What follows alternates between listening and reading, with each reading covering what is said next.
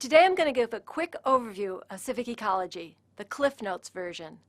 And the way I'm going to do this is I'm going to describe the 10 principles of civic ecology. Now these principles answer a set of questions. Where and why do civic ecology practices occur? What are the parts or the components of civic ecology practices? How do civic ecology practices interact as part of systems? And what is the policy environment that enables civic ecology practices to thrive? So the first principle answers the question, where do civic ecology practices occur? And it states, civic ecology practices emerge in broken places. These can be places where there's a lot of pollution and poverty, or places that are subject to a sudden disaster like an earthquake or even a war or conflict. The second principle is about why people engage in civic ecology practices. And it states that because of their love for life and love for the places they have lost, civic ecology stewards defy, reclaim, and recreate these broken places. This principle draws heavily from the work of E.O. Wilson and Stephen Kellert on biophilia, or humans' innate love of other forms of life, as well as work on topophilia, or sense of place, or people's attachment to place. And it basically posits that because of biophilia, or our love of life, and topophilia, or our love of place, we engage in civic ecology practices.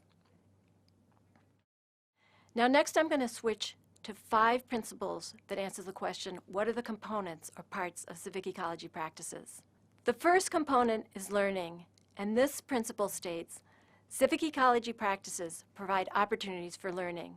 I had the good fortune to meet Mr. Willie Morgan, who's a community gardener in Harlem, and Mr. Morgan grows cotton in New York City. And when I asked Mr. Morgan, why do you grow cotton in New York City?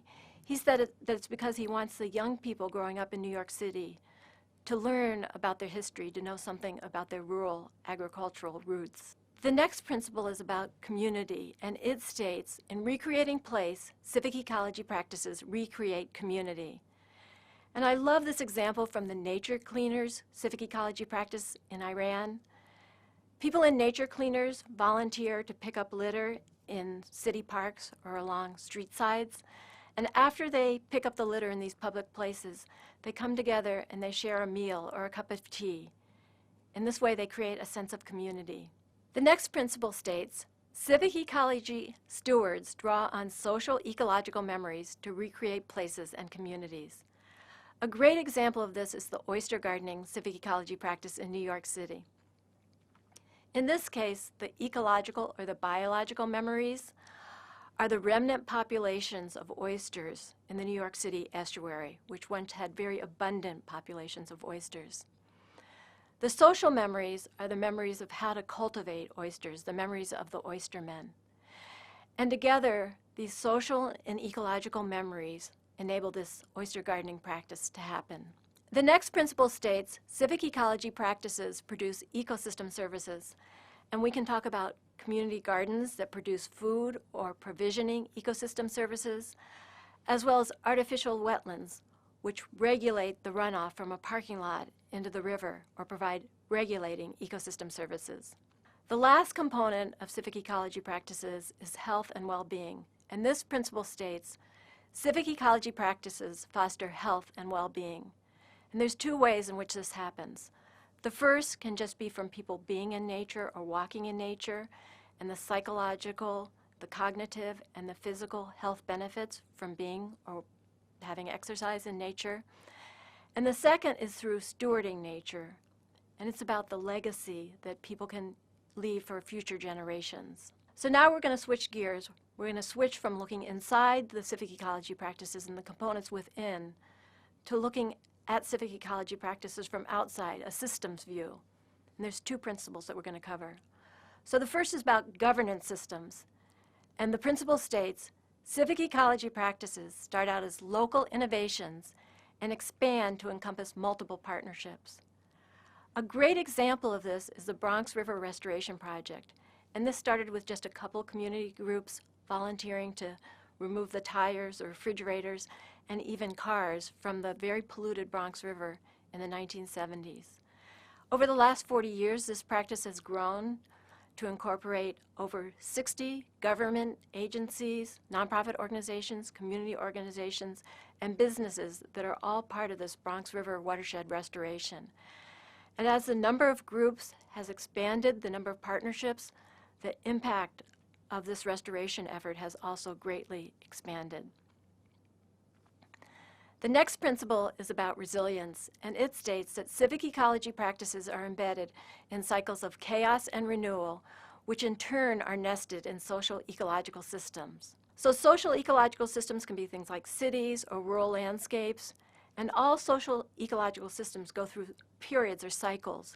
And at one point, they might be very prosperous and doing well, but then eventually, inevitably, there'll be some kind of a disaster or disturbance, like an earthquake. And the system will turn into a state of chaos, or it becomes chaotic. And then eventually there'll be some kind of renewal, and civic ecology practices can play a role in the renewal or the resilience of these social ecological systems. The last principle is about policy. And this principle states that policymakers have a role to play in growing civic ecology practices. Now, by policymakers, I have a pretty loose definition. I mean anybody who is more or less in a more powerful position relative to the community leaders who start civic ecology practices.